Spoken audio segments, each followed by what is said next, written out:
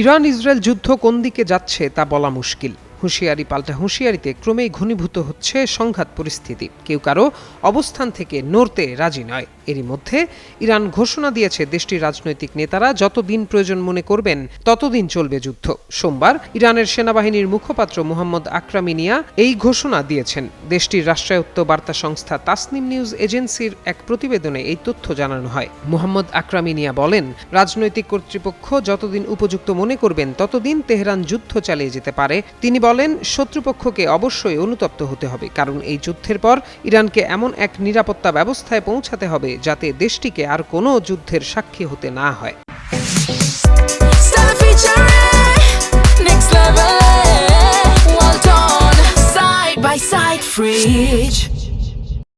আকরামিনিয়ার মতে ভবিষ্যতে যুদ্ধের পুনরাবৃত্তি ঠেকাতে শত্রুকে অনুতপ্ত হতে বাধ্য করা প্রয়োজন, যাতে শত্রুরা আর কখনোই এই দেশের বিরুদ্ধে পদক্ষেপ নেয়ার সাহস না পায়। সেজন্য তেহরান প্রতিরোধের মাত্রা সেই পর্যায়েই উন্নীত করবে। ইরানি এই জেনারেল স্পষ্টভাবে বলেন, যুদ্ধের এই পর্যায়ে শত্রুরা তাদের লক্ষ্য অর্জনে ব্যর্থ এবং পরাজয়ের সম্মুখীন হয়েছে।